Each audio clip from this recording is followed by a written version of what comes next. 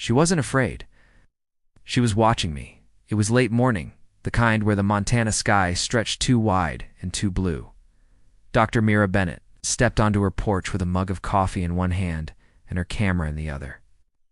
Forests shimmered in the sun-warmed air.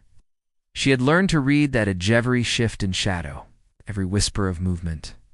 That's when she saw her a wild lynx. She wasn't running. She wasn't hunting. She was simply standing, paws quiet in the grass, ears alert, golden eyes fixed on Myra. The camera in Myra's hand didn't move. Neither did she. She just watched and was watched. The lynx didn't flinch, didn't even turn away. She held her ground like a statue carved from fur and instinct. It felt wrong, not in a dangerous way, not in a different way. This wasn't how lynxes behaved. Mira knew the species better than most. She had tracked them in Canada, filmed them in Alaska, and mapped their movements across glacier basins and river valleys. But this wasn't data. This was presence, intention. The lynx blinked. Then, slowly, without fear, she turned and disappeared into the trees. Myra lowered her camera. Her fingers remained curled. She hadn't taken a single photo. She simply stood, their breath quiet, heart static. Wild lynx sightings this close to a home were rare. But this wasn't just rare. This was impossible. That night, Mira reviewed the trail cam footage. Nothing. No movement. The trees. The lynx had appeared and vanished like a shadow with purpose. But the next morning, she returned. Same time, same place. And again she didn't run. Mira sat on the edge of her porch. No camera this time. Just stillness. The lynx stepped forward 2 paces, sniffed the air, and watched again. Every instinct, Myra, had told her not to interfere. Observe, respect the wild. But this felt different. Like the rules were bending slowly, deliberately. She began leaving scraps of venison far from the house. Nothing much. A gesture. A bridge. For days they disappeared. Maybe a raccoon. Maybe something else. But on the 7th morning, the lynx came back. She brought the bones with her cleaned. Arranged left at the forest's edge like an offering, Mira felt the weight of something forming. A rhythm. A ritual. This wasn't research anymore. It was something older. Something wordless. But what did the lynx want? Why had she chosen her? Missoula hadn't been the plan.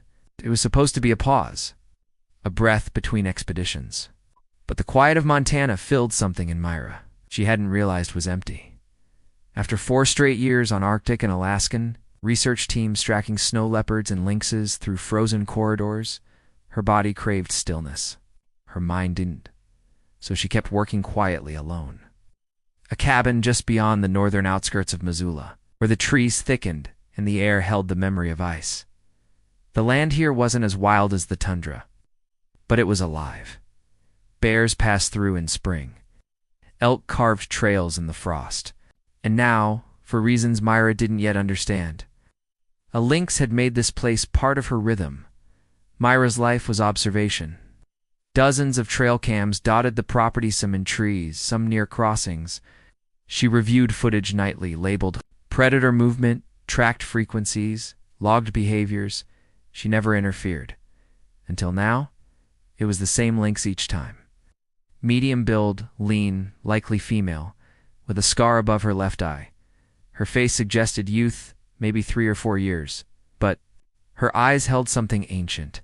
She was untagged, untouched, and unafraid.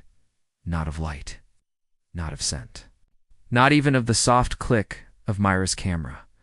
Most lynxes avoided humans with icy certainty, vanishing before you even knew they were there.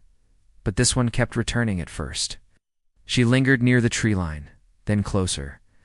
And closer, still until. One morning, she sat just 20 feet from Mira's porch. Her breath visible in the early chill, her tail flicking, her gaze steady. A ghost choosing not to vanish, Mira began marking the days, timing her coffee to the lynx's arrival. Sometimes. She spoke aloud softly, not to tame, just to exist beside her. It wasn't research anymore. It was communion. And then one morning, the lynx didn't just arrive. She came forward, slow and certain, sat on the porch steps, not crouched, not alert, simply resting, her ears turned slightly, listening, but not reacting. And she looked. At Mira. Not past her, not through her, at her. It wasn't the stare of a predator. It wasn't hunger or caution. It was something stranger. Two creatures who had nothing to say, everything to. Understand, that's how it began, with a strip of venison. A gesture placed near the curve of a game trail. The first night, disappeared. Could have been anything, a fox, a raven. But on the fifth offering, Mira watched through her lens as the lynx approached, paused, then lowered her head and took the meat. No hesitation, no rush. After that, the ritual held. The lynx returned almost every morning, silent, deliberate. She never begged, never approached the house. She arrived, accepted, vanished, and Mira gave nothing else in return. No movement. No sound, no camera. The camera stopped being a tool. It was a barrier, and she no longer needed it. By mid-October, the lynx came closer than ever. Frost silvered the grass. Mountains blushed with dawn. Era sat, as always, coffee cooling in her hands, breath curling, and the lynx came. 10 feet away. And 7. Then she sat right at the base of the porch. Not crouched, not wary, just present. And she looked at Mira again. It wasn't a gaze of wildness. It was a meeting. The next morning, she didn't come. Mira waited longer than usual. Stillness. No movement. No sign. Until a sound. Not paw steps. Not twigs. Breaking something higher. Uneven chirps. Soft, almost too faint to be real. Kittens. Somewhere. The lynx had given birth. Mira didn't move further. She knew better. But her heart raced. That evening, she checked the ridge-facing camera. There she was, the lynx, low and fluid, carrying a kitten in her jaws. She nudged aside moss and placed the tiny form into a shallow den. 2 more trips. 3 kittens total, but one of them was different, smaller, slower, carried more gently. Always last. He didn't cry audibly. His mouth opened. No sound reached the mic. His paws curled tighter, his coat duller. But when the mother groomed them, she lingered on him the longest. Myra didn't know why, but she named him in her mind. Ash, not aloud. Just a word that settled like smoke. Ash. Weeks passed. The kittens grew, bounding, tumbling, exploring, except Ash. He sat at the edge of the frame, always behind, always still. One dawn, Mira stepped onto the porch and saw him, not the others. It's just Ash, alone at the tree's base, and he was looking at her. He didn't run, didn't hide. He watched just like his mother had. But the next day she didn't return, nor the day after. The footage showed restless kits. No adult. Ash barely moved. Curled near the den wall, thin, quiet, crying, faint, and weak. Mira called it in.